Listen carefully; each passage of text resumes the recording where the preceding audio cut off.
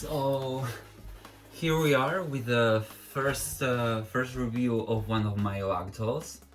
I'm very curious to do it because I've never done it. This is my first one, and at first I want to try to do my Drew Barrimore one from Ever After. So here it is. For now, I display it like this in a platinum box of Aurora and Philip from Shop Disney, because I think the colors fit the theme, and well, the dress is very big and the wings too, so it helps. So here on the top, it's something that I don't normally do, but in this one I do. It's the before and after photo of this doll, because when I first started repainting this, it was for a convention, Art Lover Ground, and I wanted to do like I did a live performance painting it while the event, and I wanted to show how it was before, because when I have like some hours working on it, nobody knew, so I had that photo. And let's start opening it. I don't know if this part would be like interesting for the video. I hope so. Thankfully I have practice with these things. I will leave it here. And here is the doll herself. I'm not sure of what to say in this review, so I think I will try to explain a little bit what I did, what I had helped, and what I would like to improve someday, but I'm a little bit lazy to do that. So first things first, when I was preparing this doll, the intention was to do a similar design to the original, but I didn't want to do the same one. And this is something that I started doing when I first started in One of a Kind dolls, but I kind of forgot about it, and I like to come back to designing again. So it's kind of similar when you see the detail of the wings, when you see the colors, how it opens the skirt, the sheer sleeve. Most of the things are accurate, but I didn't like how the waist was that high, so I lowered it. I made it a little bit more modern, and the kind of rhinestones and embroidery, it's not the same neither. This is kind of 50-50, something I like and something I had. Sometimes you don't have what you need for the doll, so you need to improvise. So as for the doll, you would have, I don't know if to do like a close-up, perhaps. Yeah, I think I will do that.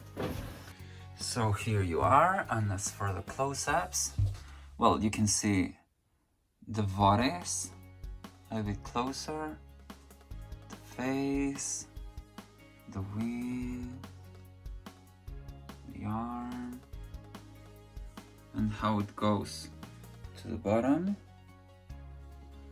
and the shoes. So for starters, the arm. I mean, you would have like the little puffy sleeve that would be kind of like the original one, but it's more Snow White, to say. You have this. The rhinestones were added, but most of the fabric in this case, it was like a lace, and the embroidery was from the fabric. I think one of the most important things is to find a fabric that you want. The sleeves are two different kinds of fabric. It's very hard to see like this. The body is same, and here you can see on the skirt both. The inner side is this silver one, and the other one is this grayish with the texture. So it has this kind of effect. I think it was kind of similar to the one on the movie. You have the rhinestones here. So the vase of the dress was made by Muse.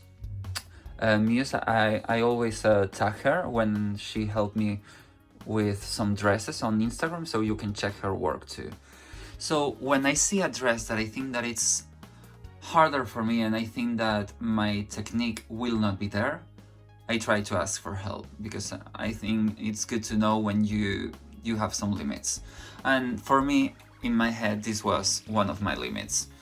So she helped me with the vase, and she did all that it's the base of the fabric, the silver, this, the construction of the sleeve, the corset, she did that. And then it's when I added all the, all this stuff. So these lines were added by me, the rhinestones, all of the embroidery, the beads, rhinestones, more embroidery. So all of that was added by me, but it's not that much of technique as for taste, I guess. So yeah, you saw this, and the skirt goes in 2 layers. So it's all of the silver one and the sheer fabric over it. I did some retouches about sewing by hand to keep the folds on the front. I think that it looks a little bit more polished, and and this skirt, it's way bigger than what it is, but I tucked some on the back because it looked kinda iffy on the front. I don't know why, so I fixed that by that. And the face, as you saw on the paper, first was a Dorothy Gale from The Wizard of Oz, and it was made by toner. Well, you can see the difference of the dress. Oh my god, okay, now it looks kind of weird, but yes. And I did the repaint. It took me like 3 days because her face was very hard to do. I don't know why it never looked like her. I think that right now she does.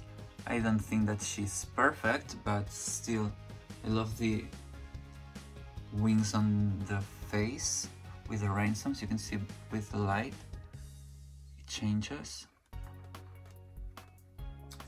I did the sideburns.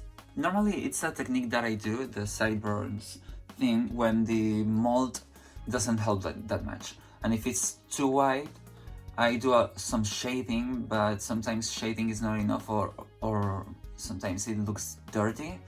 So I like to add the hair if the hairstyle helps. And in this case right now, the hairstyle is just the braids that the doll had and made it in a bun.